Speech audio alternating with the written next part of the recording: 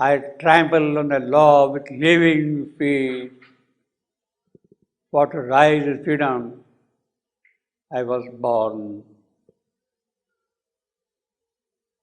To rise in freedom, I was born. So that is the entire biographical note of Savitri's existence of life. She has come into existence here. She is born to rise in freedom, to throw away the law of inertia, not to be governed by the fixity of things here. If I am mighty, let my force be unveiled, equal companion to the dateless power, or else let my frustrated soul sink down, unworthy of Godhead in the original sleep. Unworthy of Godhead in the original sleep. So she is risking. If my strength is not enough, let me sink down. But I cannot stop. Whether I will be able to match against the fixed laws or not is a different matter. But my first purpose, my first concern is to deal with the laws of fixity.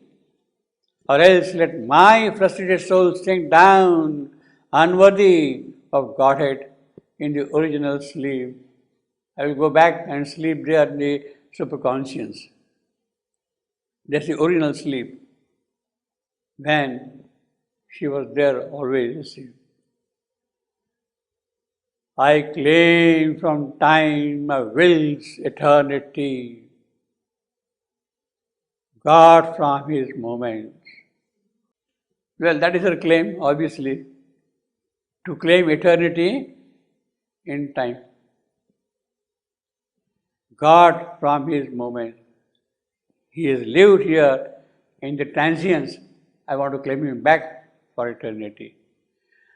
Death replied to her, why should the noble and immortal will stoop to the petty words of transient earth, freedom forgotten and eternal's path? Well, there is a bit of a sophistry.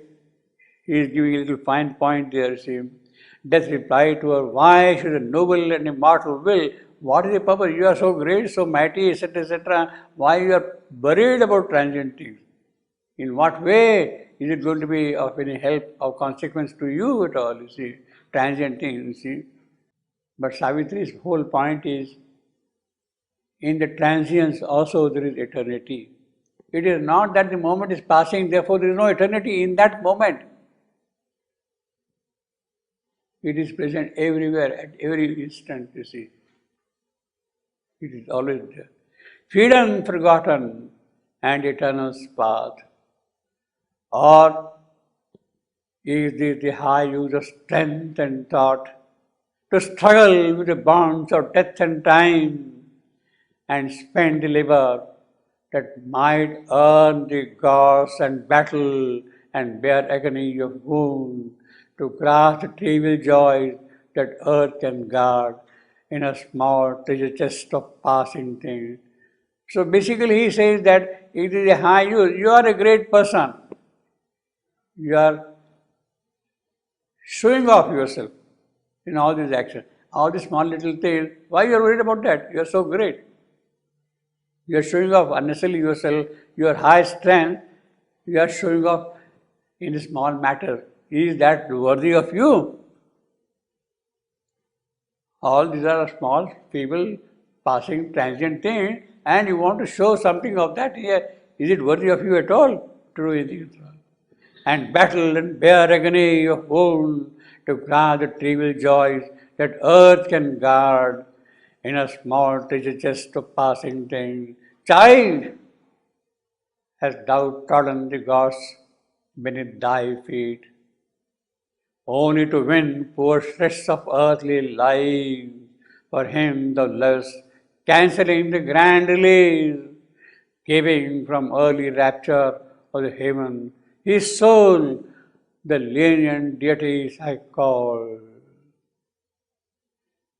So you are a baby, you are an infant, you are a child.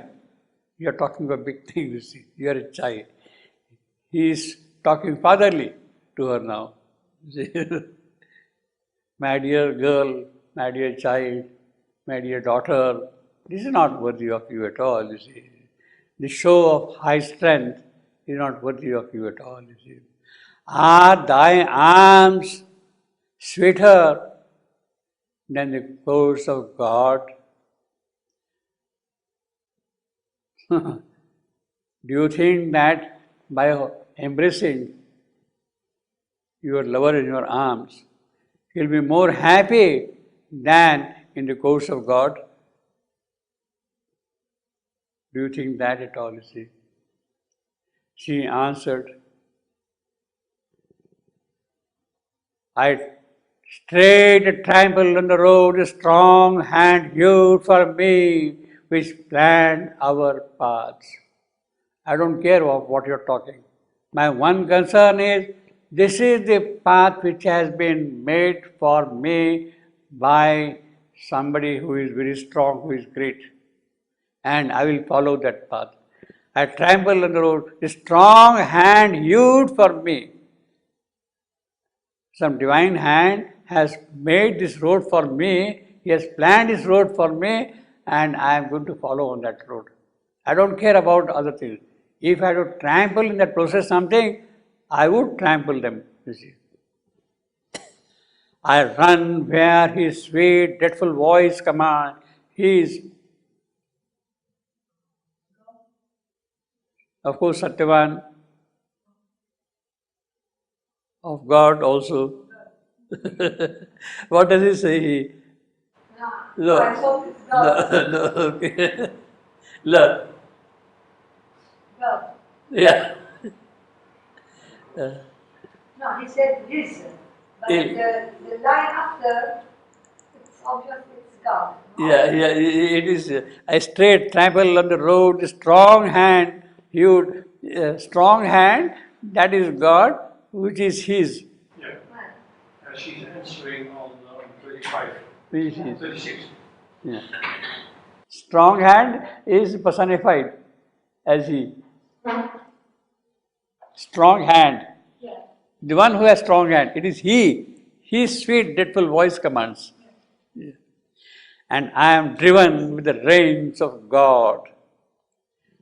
So it is He who has put the reins on me, and I am driven by Him. Wide drew He wide His scheme of mighty world, or filled infinity with His passionate breath. It must have been with some purpose, and I am carrying that passionate purpose in my life, in my breath, in my pursuit, you see. Or wherefrom did He build my mortal form, and sow in me His wide and proud desire, if not to achieve, to flower in me, to love, carving His human image richly saved in thoughts and largesses and golden powers. Obviously, this He, with this description, would certainly mean God, and not Satyavan. Wherefrom did He build my mortal form? Satyavan didn't build her mortal form. It is He. She also says that, look, before He built my mortal form, I was immortal. I was immortal, you see. Before He built this mortal form, I was immortal. For a certain purpose, because of His desire command, because of His insistence, I have taken the mortal birth. I have condescended to pass the portals of the birth, that is a death. I have agreed to pass the portals of the birth, that is a death. He wanted me to pass the portals of the birth. He built that form for me, and I agreed to go through that form. This is from what we got in that little book, The Mother. She condescended to pass the portals of the birth, that is the death. And so in me, his bright and proud desire, his bright and proud desire. Although this is a mortal form, there is the possibility of bright and proud desires appearing here. Therefore, I agreed to come here. If not to achieve, to flower in me, to love, carving his human image richly stained in thoughts and largesses and golden power. For heaven can wait our coming in his calm. Our coming. Here it means Satyavan and Savitri. Our coming. For heaven can wait our coming in his calm. Why should they wait? Because they have work to do on earth. Unless that work is done on earth, they would not go back to heaven. Of course, you can ask the question, if their work on earth is done, would they go back to heaven?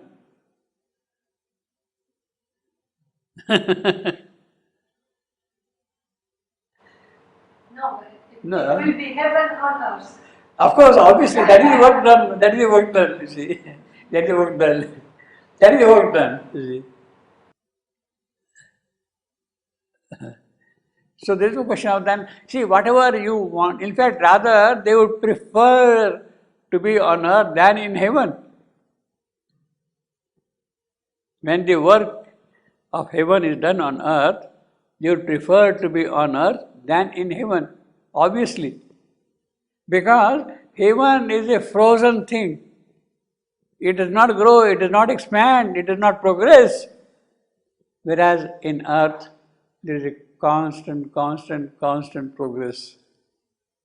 So it is a greater joy than to be on earth. For heaven can wait our coming in its calm. Easy the heavens were to build for God. It is true. See the enormous struggle which is going on to build earth. To build heaven is an easy job. You create gods, all that thing, they will take care of everything, you see. Then you have got apsaras, you have got music, you have got songs, you have got all those things all the while, you see. Easy the heavens are to build for God. It is true, in me. In fact, the most difficult thing is for God to cut himself from himself.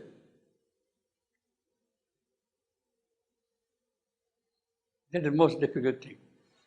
It is only by cutting himself from himself that the whole thing starts. What the mother says, the separation of the four powers, they have cut themselves from God. That is the most difficult thing. And then other things. So once that difficult thing is achieved, then other things roll out. Gods cannot cut themselves from God. But these four asuras, they did cut themselves from God. That is the most difficult, most occult element in the entire process. How it happened, in what manner it happened, nobody knows it. Nobody can know it. Because nobody was there at that time to see what has happened. Easy the heaven were to build for God. Earth was a difficult matter. Earth, the glory gave the problem and the race and strife. There are the ominous mass, the terrible powers.